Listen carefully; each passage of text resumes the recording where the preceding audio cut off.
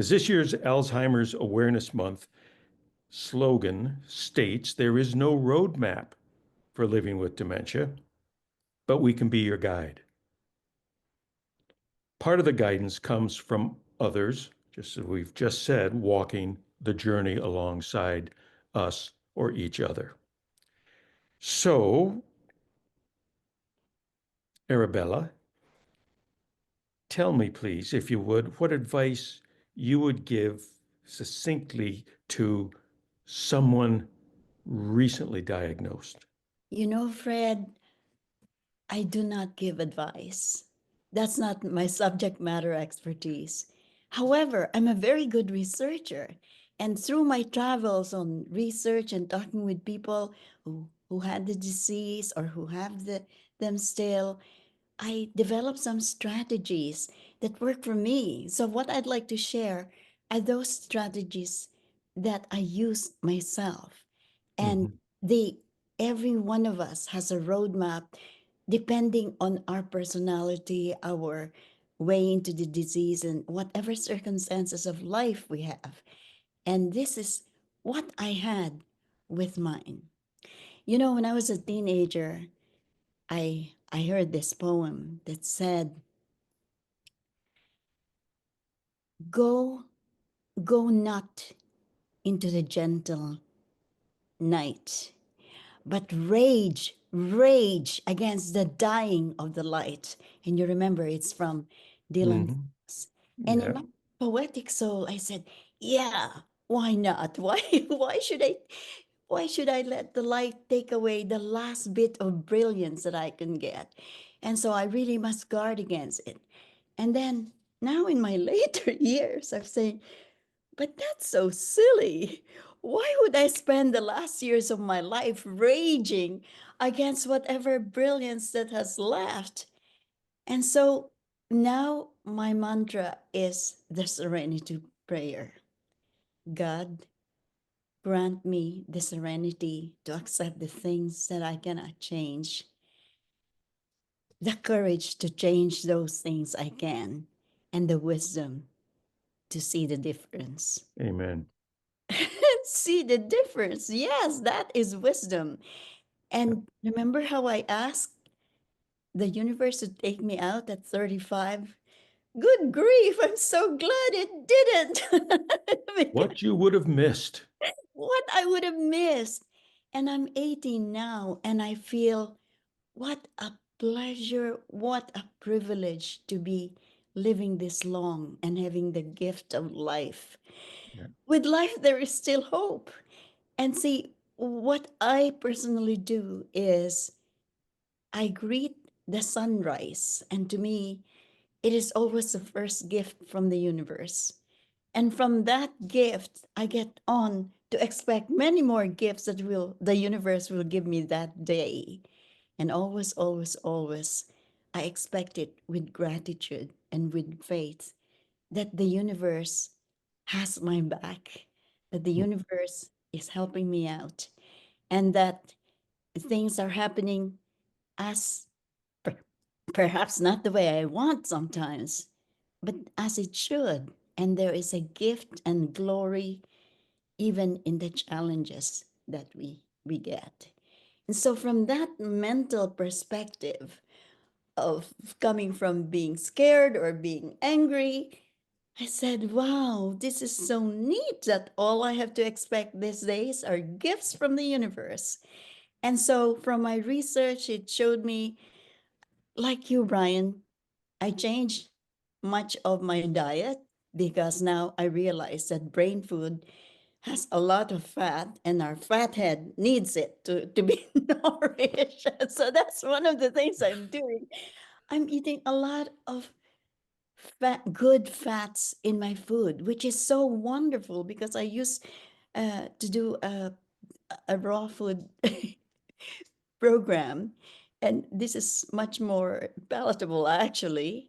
And Mhm. then the kinds of things that we know is needed, certainly exercise is very important. Yeah. So the exercise that Alzheimer's Mind in Motion gives me is only half an hour per week, but I look forward to that because it's so interesting, it's so fun. But I also give myself the gift of qigong practice because as I Hmm. see the sunrise, I also do my practice in my indoor garden room, and it was like, oh, the the kinks and the joints and the toxins that gathered while I was sleeping is all getting taken away. And I'm doing it with the blessed things in my life, like my plants. I'm a widow and live by myself. And so everything around me that gives me joy is one more thing that I treasure, and one more way to be grateful for the privilege I have of getting to 80 and loving life as is. And of course, there are so many challenges, but it doesn't matter. You know, we can fix it. We can go around it. And so when I think about that, I looked at, I forgot, Robert Browning, who said, "Come, grow old along with me." And I paraphrase that to say, celebrate life with me, for truly the best might still be to be. It is not there within our grasp yet, but every moment that we're here, the gratitude and joy that I feel is immense. And with Well, this, no matter where I am in my life's journey, if I can be an example to the people who might be helped by realizing the diagnosis is not the end of life, but maybe the beginning of a new hope, beginning of a new adventure. And I am checking off my bucket list and saying, okay, I'm having my cataract surgery this Wednesday, January 22nd. And after that, I'm free to roam the world again. And so, bit by bit, I'll be getting there. And definitely, definitely, to the ends of my life, I hope to be able to extract the joy, the juice, the celebration, the gratitude for being well, I'm given. glad you're getting those beautiful eyes looked at and looked after, and you will see much clearer, I can tell you. Um, and we're grateful for your presence and for the wisdom. And now I want to grab Brian's attention and ask him to chime in on this. If I came to you just having recently been diagnosed, um,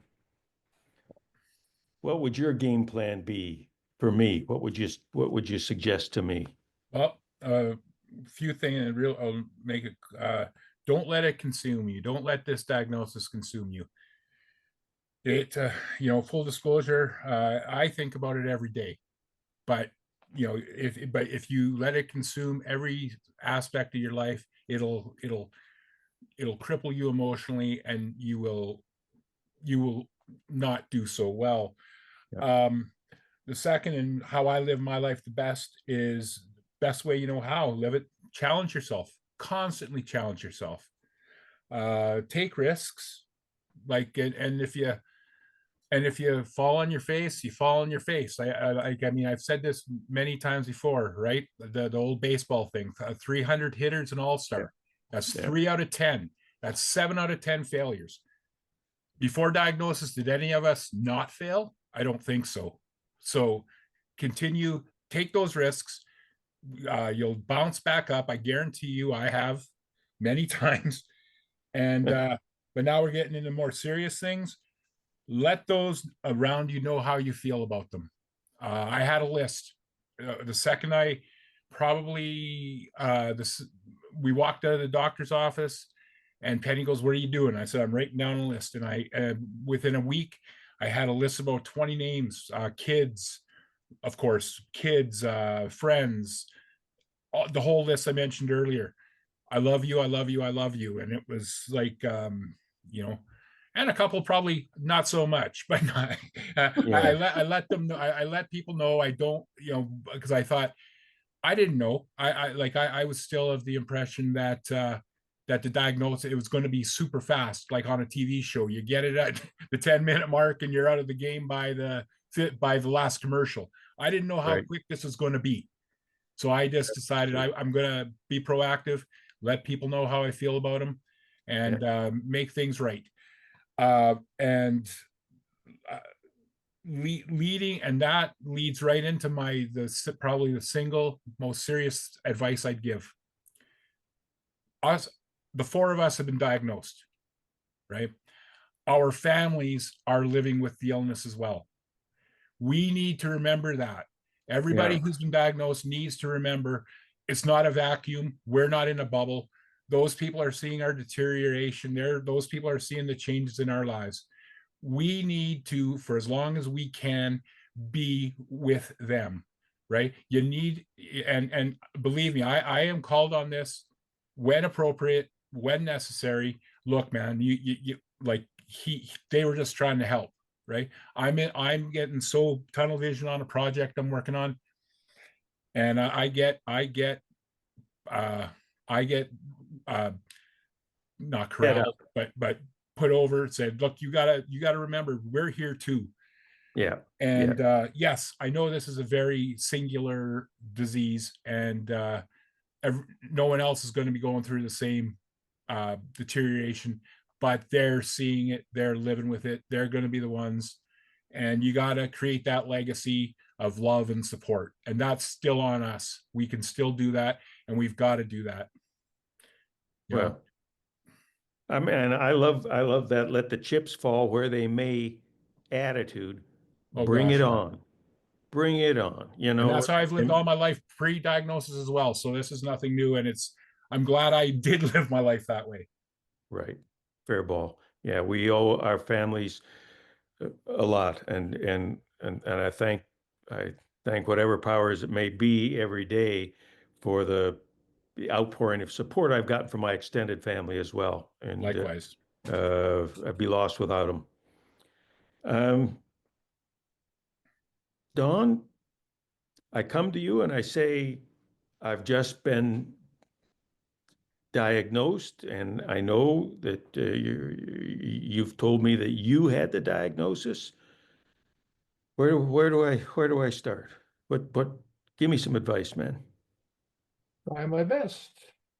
I would say that we must consider that we have some similarities, but also differences, and each of us must find our own way through this journey with the similarities and the differences. There are some things that we can change and make improvements in our own life to supposedly, statistically, lengthen and make better our life. There are things that we can't change. We can't change our hereditary background. We can't change some things, but we can find strengths and we can improve. There's things like our support system can be improved. And I imagine as we age in this activity, it will continuously change. But anyway, you can always make it better. I think we can work on our diet, and I think all of us could probably work on that. Our mental and physical exercise. Some of those things are very important, and our relationship with others, and even our general health. I must say I have other problems beside just dementia. Anyway, to decide that life itself is a gift, and Arabella has certainly said something, and Brian and Fred, but to decide that it's a gift and to be very thankful daily is a tonic. It's a discipline, and I find that it's very important. And I mean, I tell myself that every day is fantastic, and it stops problems like depression, self-pity, or even worse, being cruel to those support people around us, or not being or rejecting their love and attention. So those people are trying to help us walk with our decline. This journey is much harder on them. Our caregivers, my wife and my son, I know this, and I said, whatever caregiver you have. So for me, it's very important, very, very important to take all the help and give all the help and kindness you can back to your own caregivers, because you're going to need them. Amen. Amen. That's for sure. Well, we're coming to the sort of conclusion of our questions and interaction here, but we're on the cusp of getting into some interaction with those who have been contributing to the chat board. I just have a couple remarks I wanted to make, and then I'll turn it over to Cassandra to usher us out, so to speak. One of the things that benefited me most from getting familiar with the organization was attending the Shaping the Journey course, sort of a series that I personally participated in and really benefited from. It encourages those people who've been diagnosed to reach out and to build well, to arm themselves with information as well as their presence in order to make the best of what can be not a great situation. But I certainly want to say that my wife, who again was taught developmentally delayed students for some 30 years, and of course now has the biggest and crankiest living with her, she was the one that made the call. She was the one that made the call. And I should tell you that on the dementia helpline, there are folks who answer the phone and speak South Asian and Chinese as well as English to get the information that needs getting by those who call in. So there should be no cultural gaps there. We're trying to get the message out to everybody. Even if you're living in a remote part of the province or up in the Yukon there with Don, there are many programs and resources that you can access virtually, and so such as the one we're participating in right now. No one should walk this road alone. This disease is one of the great levelers and one of the great reassurances to me, and it was pounded into me by the folks that I was learning from at the society, is that yeah, you're on your own journey. There's absolutely no need. It's ridiculous to compare yourself to someone who appears healthier than you are or someone who appears further down the line. It's your road. It's your path. If you have allies along the way, brilliant. But you don't have to compare yourself with anybody. Just get the information you need to make the path and the journey as pleasant and profitable in so many ways as you can. At any rate, you can cut your family and loved ones' anxiety and fear in half by picking up the phone, calling the Dementia Heartline.